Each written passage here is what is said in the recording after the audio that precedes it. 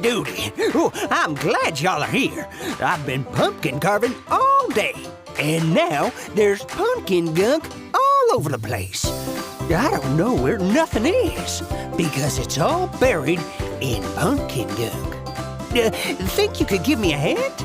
I'll start wiping away the gunk, and you try to figure out what's underneath.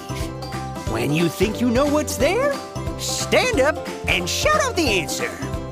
We got to move fast, though, if we're gonna get this place cleaned up before my sweet wifey comes home. So, we've only got about 10 seconds for each section. You ready? Let's start over here.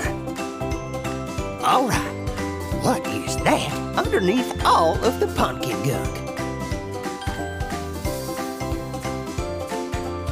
Time's up. What is it? It's a football! No, that reminds me. Do you know why the football coach went to the bank? He went to get his quarterback!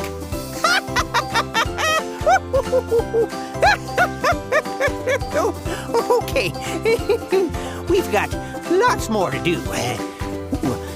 What could be over here under this gunk?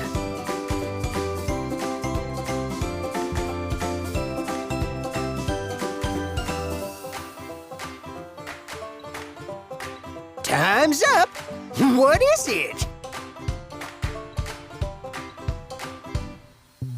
Oh, why, it's a pencil! Hey, what do you call a pencil with 2 erasers? Pointless!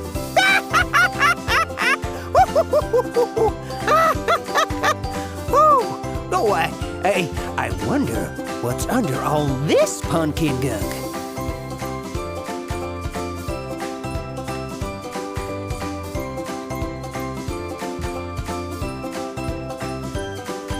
Time's up! What is it?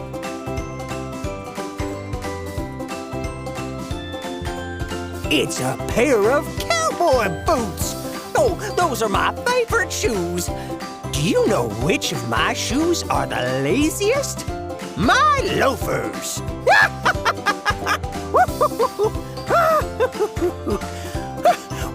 We've got some more gunk over here. What's that beneath it?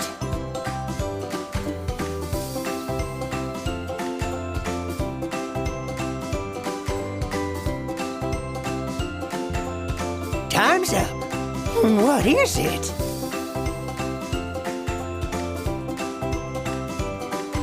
It's a book! You know, right now I'm reading a book about anti-gravity.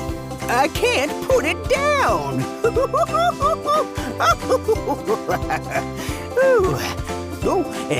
What do you think is under all that gunk?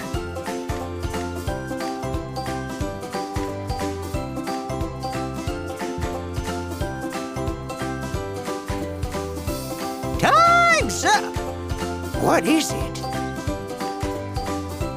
Why, it's the sink! Did you hear what the sink said to the toilet? You look flushed! I don't remember what I left here in the kitchen. What could it be?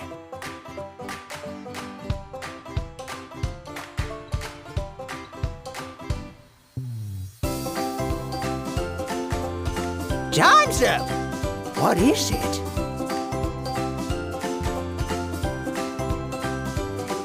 It's a pumpkin! That was a hard one. No, by the way, how do you fix a broken pumpkin? With a pumpkin patch! Oh, the place is almost clean. Just this one last section to go. Can you figure out what's under the gunk?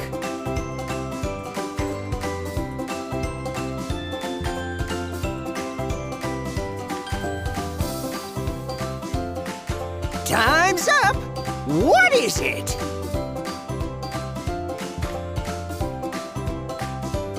Well, there's my goldfish, Henrietta. Oh, well, thanks for helping clean up all the pumpkin gunk. And for laughing at my corny jokes. I know they don't always tickle everyone's funny bone, even though they are humorous.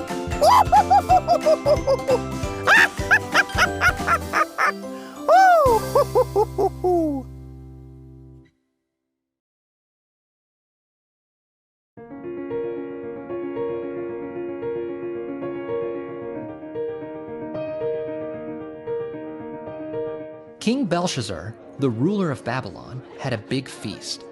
1,000 guests came to eat and drink with the king. During the party, King Belshazzar brought out gold and silver containers for his guests to drink from. The containers had been taken from God's temple in Jerusalem. The king was misusing them. While the king and his guests drank, they worshipped their false gods, gods made of gold, silver, bronze, iron, wood, and stone. Suddenly, the feast was interrupted.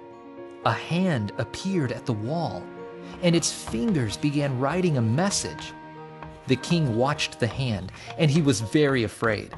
His face was pale, and his legs shook. The king stared at the message on the wall, but he didn't understand what it meant. The king called for the wise men in his kingdom. "If anyone can tell me what this message means, I will give him gifts and an important job in my kingdom," he said. The wise men came, but none of them knew what the message meant. King Belshazzar and his guests were upset. Then the queen remembered Daniel. Daniel was wise, so Daniel was called to the palace. Daniel saw the message and understood what it meant. The message was from God. Daniel reminded the king about what happened to his relative, King Nebuchadnezzar. "God made King Nebuchadnezzar great," Daniel said, "but King Nebuchadnezzar thought too much of himself, so God punished him." King Belshazzar had not learned from Nebuchadnezzar's mistakes. King Belshazzar did not love God. He loved himself the most, and he worshipped false gods. Then Daniel read the message aloud and told the king what the words meant. The words on the wall were Mene, Tekel, and Parsin. Mene meant that God had counted the days of the kingdom. The king wasn't going to be king anymore. The next word, Tekel, meant that God had given the king a report card, and he had failed. The word Parsin meant that Babylon would be split up and taken over by its enemies. That night, God's message came true. King Belshazzar was killed, and a new king named Darius took over Babylon. God humbled the proud king of Babylon by taking away his kingdom. King Jesus willingly humbled himself by dying on the cross for our sin.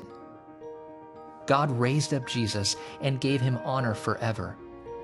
When we humble ourselves and trust in Jesus, God will raise us up to enjoy Jesus in his kingdom forever.